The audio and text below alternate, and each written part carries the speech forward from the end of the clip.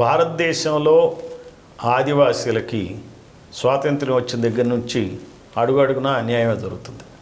ఆదివాసీ ప్రాంతాల్లో వాళ్ళ భాషే వేరు. ఆదివాసీది దాదాపుగా 14 రాష్ట్రాల్లో 12 కోట్ల మంది ఆదివాసీలు మాట్లాడే భాష కోయతూరు భాష. ఆ భాషకి ఇంతవరకు రాజ్యాంగంలో గుర్తింపే లభించాలి. భారత ప్రభుత్వం పట్టించుకోలే కోయతూరు భాషని. అదే కాదు, ఈ కోయతూరు భాష మాట్లాడే ఆదివాసీలకు ఉన్న మతం మనం అనుకున్న మతాలు కావు. హిందూ మతం కాదు, మరి వారి మతం వారిదే. ఆదివాసీల మతాలు ఈ ఉన్న మతాలకు భిన్నంగా ఉంది. అందుకని చెప్పి కులగణన చేసేటప్పుడు హిందువులుగా గుర్తించేటువంటి కార్యక్రమం చేస్తూ ఉన్నాయి. సో ఆదివాసీ ప్రజల డిమాండ్ ఏంటంటే ఈ రోజున ప్రత్యేకమైన రిలీజియన్ కోడ్ ఆదివాసీ మతానికి ఇవ్వాలని చెప్పి కోరుతున్నారు. అంటే మతపరంగా, భాషపరంగా, సంస్కృతికి పరంగా కూడా ఆదివాసీలు భిన్నమైన వాళ్ళు. ఆదివాసీలు తరతరాలుగా వందల ఏళ్ల నుంచి ఈ దండకారణ్యం ప్రాంతాల్లో 14 రాష్ట్రాల్లో వ్యాపించున్నారు. శాంతి కాముకులు, రేపటి గురించి ఆలోచన లేకుండా జీవితాన్ని సాగిస్తూ ఉన్నారు. ఈ భారతదేశ ప్రభుత్వంలో మరి ఏనాడు కూడా ఏ రకమైనటువంటి శాంతి భద్రతల సమస్య కానీ, మరి భారతదేశానికి ఈ రాజ్యాంగం వచ్చిన ఎస్టీ రిజర్వేషన్స్ ఉన్నప్పటికీ కూడా వాళ్ళ ఏరియాస్ ఎంతో వెనకబడి ఉన్నాయి. ఈ సమన్వయ సంఘానికి అడ్వైజర్లుగా మరి doctor PV Ramesh retired chief secretary వ్యవహరిస్తున్నారు. అట్లానే బహుజన నాయకుడు, బీసీ టైమ్స్ అధినేత శ్రీ సంగం సూర్యారావు గారు కూడా దీనికి సలహాదారుగా పనిచేస్తున్నారు. మరి ఈ సంఘం ఈ నెలలోనే 13వ తారీఖు నాడు సుందరయ్య విజ్ఞాన కేంద్రంలో మేధావులతో, ప్రొఫెసర్లతో, విద్యార్థి నాయకులతో, మరి ఉద్యోగస్తులతో, రిటైర్డ్ ఉద్యోగస్తులతో, వివిధ సంఘాలతో కలిసి మరి ఈ సమస్యల మీద చర్చించడం జరుగుతుంది. అందుకని చెప్పి ఈ ఆదివాసీ ప్రజలందరూ కూడా మరి 13 నాడు ఉదయం 10 గంటల నుంచి సాయంత్రం 5 గంటల వరకు జరిగేటువంటి కార్యక్రమానికి రావాలి.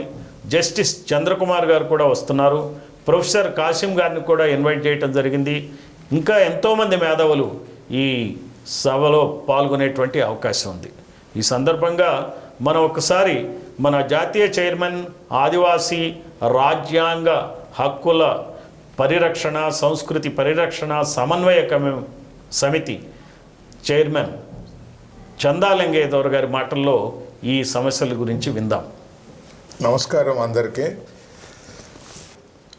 మా ఆదివాసులు పడుతున్న బాధలు, అనేక సమస్యల పరిష్కారం లేక స్వతంత్రం వచ్చి నుంచి ఇప్పటి వరకు కనీసం ఆదివాసీ తెగ నుండి ఒక్క ఐఏఎస్ ఆఫీసర్, ఐపీఎస్ ఆఫీసర్ కాని స్థితిలో ఆదివాసులు ఉన్నారు.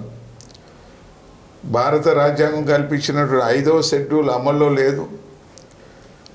రోజు రోజుకి దిగజారిపోతుంది. దాన్ని పట్టించుకునే వాళ్ళు లేరు, పరిపాలించే వాళ్ళు లేరు. ఈ క్రమంలో గత డిసెంబర్, నవంబర్ నెలలో 2025లో దేశవ్యాప్తంగా ఆదివాసులు ఏకం కావాలా, వాళ్ళ రాజ్యాంగ హక్కులు రక్షించుకోవాల్సిన అవసరం ఏర్పడ్డదనే ఉద్దేశంతో విశాఖపట్నంలో ఆదివాసుల మేధావులు, ప్రొఫెసర్సు, ఆదివాసీ సంఘాలు తదితర పెద్దలతో 2 రోజులు సెమినార్ చేసి డిస్కస్ చేసి ఒక నిర్ణయానికి రావడం జరిగింది. ఆ నిర్ణయం ఏంటంటే భారతదేశంలో ఉన్నటువంటి 5th షెడ్యూల్, 6th షెడ్యూల్ రాష్ట్రాలంతా కూడా ఏకం కావాల్సిన అవసరం ఉంది. అందుకనే ఆల్ ఇండియా ఆదివాసీ రాజ్యాంగ హక్కులు మరియు సంస్కృతి పరిరక్షణ సమన్వయ సమితి అని చెప్పి ఒక జేఏసీ ఏర్పాటు చేయడం జరిగింది.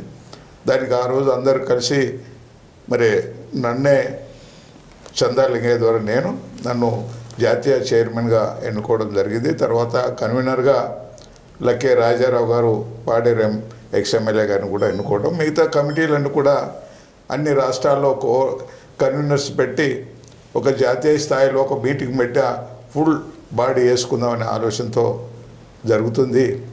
ఇప్పుడు ఆంధ్రప్రదేశ్లో దాదాపు ఒక ఊపు తీసుకొచ్చాం. గవర్నర్ కలవటం, అక్కడ ఉన్నటువంటి కలెక్టర్స్ని, మిగతా మెయిన్గా ఆ పోలవరం ప్రాజెక్ట్ ఎఫెక్టెడ్ ట్రైబల్స్తో ఒక ఉద్యమం లాగా తీసుకుపోయి వాళ్ళ సమస్య పరిష్కారం మరి కార్యక్రమాలు నడుస్తున్నాయి. అట్లనే తెలంగాణలో కూడా అన్ని జిల్లాలు తిరిగాం. ఈ జిల్లా కన్వీనర్లు కమిటీలు వేసటం జరిగింది. అయితే ఇప్పుడు రేపు ఈ నెల ఏదైతే మే 13 తారీఖు ఉందో, ఈ మే 13 తారీఖున ఉభయ రాష్ట్రాలు ఆంధ్ర తెలంగాణ తెలుగు రాష్ట్రాలు కలిపి ఒక సమన్వయంగా రాజ్యాంగ హక్కుల మీద మరి చర్చ జరుగుతుంది. ఏవైతే డీలిమిటేషన్ చేస్తున్నారో అసెంబ్లీల పునర్విభజన, నియోజకవర్గాల పునర్విభజన ఏది జరుగుతుందో దానికి ఒక క్రైటీరియా ఏమిటంటే మరి జనాభా ప్రాతిపదికన చేస్తామన్నారు. జనాభా కాకుండా మరి భౌగోళికమైనటువంటి జాగ్రఫికల్ ఏరియా బేస్ కూడా తీసుకోవాల్సిన అవసరం ఉంది. అంటే పాపులేషన్ డెన్సిటీ తీసుకోవాల్సిన అవసరం ఉంది. అంటే జనసాంద్రత, జనాభా రెండు తీసుకోవాలి. ఇప్పుడు జనసాంద్రత ఆదివాసీ ప్రాంతాల్లో చాలా చాలా తక్కువ ఉంటుంది కాబట్టి, జనాభా తక్కువ కాబట్టి వాళ్ళకు ఉండే ఎమ్మెల్యే సీట్లన్నీ తగ్గిస్తాం, ఎంపీ సీట్లన్నీ తగ్గిస్తాం అంటే